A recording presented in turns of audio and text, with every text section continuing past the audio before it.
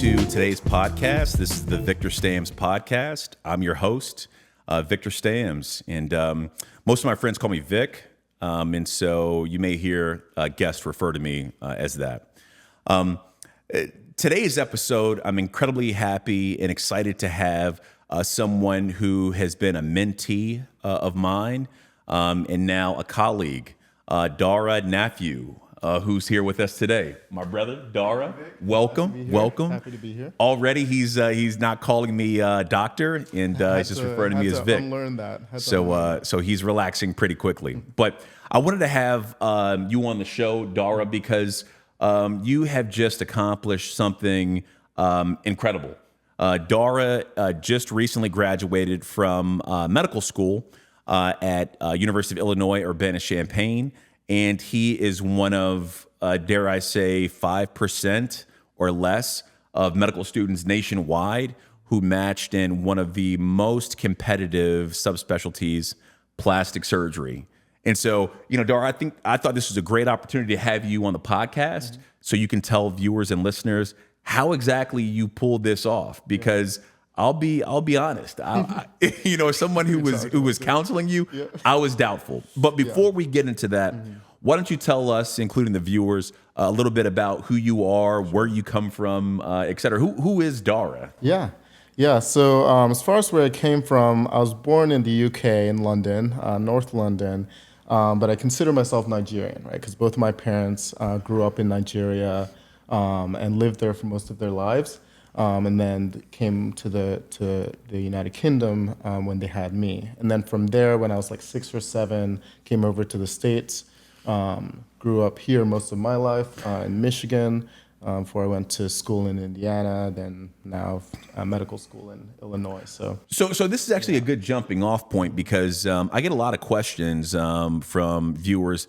How do I get into medical school? So you mentioned that when you came over to the States, you grew up in Michigan, but you went to school in Indiana. So what college did you go to? I went to Rose-Hulman Institute of Technology. It's an engineering school. Okay. So you wanted to be an engineer or you wanted to be a physician?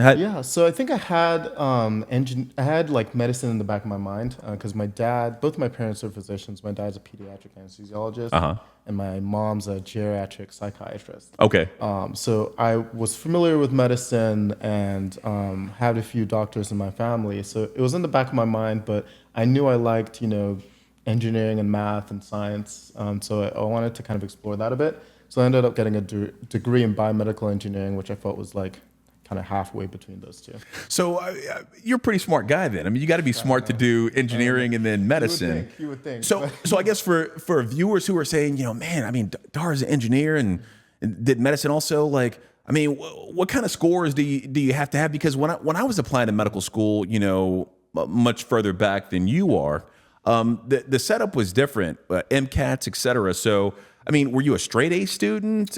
No. So I think that's one thing that I had to kind of make peace with when I started engineering school is that my grades are going to be different from the standard med school applicant, right? So, a lot of the applicants, you'll be looking at the averages, they're like, 3.75 GPAs, high MCAT scores, all of that. And I had a good, solid MCAT score, but I knew my GPA wasn't going to be as high as some of the applicants just because engineering school is just so academically rigorous and makes it really tough to kind of stand out in that way. So I got a reasonably good GPA, but I also knew that engineering was going to be something I would have to really push for. So for the average student that's kind of tuning in, you weren't necessarily a straight A student. You had good scores, but not straight A. Yeah, I had A's, I had B's. I failed one class, but then retook it. So it was not straight A's. Yeah, and that's good to know. One of my good friends is an orthopedic surgeon in Texas. And he talks in his book, Antonio Webb, about overcoming the odds and applying to medical school multiple times before he got in. And I think that's important for the viewer to know because I think many people just think, you got to be a straight A student. And without that, you can't get in. But I think with hard work and dedication, I think it's possible. Now, you mentioned that you were an engineer. Did you strategically look at UIUC because of the engineering component, or did you apply pretty broadly? Yeah, I applied broadly, but I was looking kind of in the Midwest a little bit. Carl is a newer school. Carl, Illinois is a newer school, and I didn't know about it until like my sophomore year of college when they came and visited my university, and they told us about this new engineering school, and I was excited about it because I felt like I didn't want to waste my engineering degree, but I knew I wanted to do medicine, and so I felt like this was just the best opportunity for that. Okay, now you're going into plastics, but when you came in from an engineering background, your first year in medical school, what did you see yourself doing when you finished? I mean, you mentioned that your parents were in medicine, but you didn't mention that either one of them are plastic surgeons. So how did this happen? Yeah, so that's part of the journey, right? Because for me coming in, I swore I wanted to do anesthesia. So I thought I wanted to be an anesthesiologist just like my dad. And for the first couple of years, like that's what I pursued. I went to conferences, I did anesthesia research and stuff like that. And then I had my third year and I had my rotation with you on plastic surgery. And I was like, I really like this stuff a lot more than I expected to. And I thought that about the whole surgery clerkship itself. I'm expected to go in and hate the hours, hate having to be in the OR, hate having to stand for several hours. And I realized I really didn't hate it that much. And there were aspects of it I actually really enjoyed. And so that was kind of a big identity crisis, I guess, for me. It's like, you realize towards the end of your third year, like, I might have a different plan for my life. That's interesting because, usually students who go into plastics don't have that sort of aha moment in their third year. Usually many of them come in as a first year and they say, look, this is the track that I'm going down. I want to be a plastic surgeon. And there are a series of steps, so to speak, that you kind of have to go through, whether it's attending conferences in plastic surgery, like you mentioned you did for anesthesia, doing research, writing papers, away rotations, all that stuff. And I remember when you reached out to me when you were on the service with me and you said, I'm thinking about doing plastics. In my mind, I was like, that's not possible. It's just too late in the game. Yeah. And because I knew you had done work with some of the anesthesia providers that we work with. So what was how did you go about making that transition then, I guess, from anesthesia to plastics? Yeah. What was your first step? What did you do? Yeah, I'll be honest. I think one thing that you really need when you're pursuing this and making some sort of like big, change in your direction of your life is a level of delusion. You need to be a little bit. Don't tell the viewers that. They need to know this. They need to know this. And I say that because, if I had looked at the facts, if I had looked at the numbers, even if I had looked at the scores and things like that, I probably wouldn't have pursued this. And I was getting solid scores, but plastics, like you said, is very competitive because everyone's getting solid scores. I think one of the big points for me in making the switch was really looking at what passions did I have that translated well in plastics, and how can I build that narrative into my application? So how can I convincingly say that, yes, this is what I thought I wanted to do, but this is where I ended up, and this is why. And then I also just made sure that I was putting myself in the right rooms, in the right areas, and getting good, mentoring and things like that, knowing who to reach out to. And I feel like that's half the game. But at some point, you just have to kind of close your ears a little bit to the noise of like, oh, this is how things are stacked up against you and things like that, and really just push yourself. And that's where I ended up. So you're talking to yourself through this process about how you're going to make the transition. And then there's this thing in medical school called the match. Yep. Now, you decided to dual apply. Triple apply. I didn't know that. Yeah. What was it? Hold on. Right, You're surprising me now. We're recording. So no. So I triple applied in plastic surgery, general surgery, and anesthesia. General surgery. Yeah. Okay. Now, how many interviews did you go on, let's say, for each one of those? Because, you can't just take off, your fourth year and just apply and just travel every weekend. So how many interviews did you go on for each one of those? Yeah. So the exact numbers, I'd say I went on 9 total for plastic surgery. And then I went on just a couple for general surgery. And then I ended up going on 7 for anesthesia. Did that come up, the whole triple application, your anesthesia research? Did people have questions about that? Or Yeah. So, one interview that I had for plastics, they asked me, you don't really have that much research in plastic surgery. So it did come up. And it did come up, and I answered honestly. Of course, I prepared my answer, but I talked about how coming into medical school, my passion was in healthcare disparities, and looking at how race and gender affect health outcomes, and that's reflected in my anesthesia research. And Good answer. Good answer. and it was true to me, and I felt like that's what made it such a compelling answer. Okay, but then there comes match day. Yeah. Okay, match day is kind of the big day where medical students across the country find out where did this work? Did this experiment that you're running, triple applying, trying to get into plastics, did it work? Right. Now, you had no idea in the lead up to match day if you matched into anesthesia, general surgery, or plastics. You knew that you matched into something, but you didn't know what. Walk me through that day in which you're gathered in a room with your peers, your parents are there, everybody knows what you want to do. And so anything other than plastics, potentially for you, could be a letdown. Other people could see that.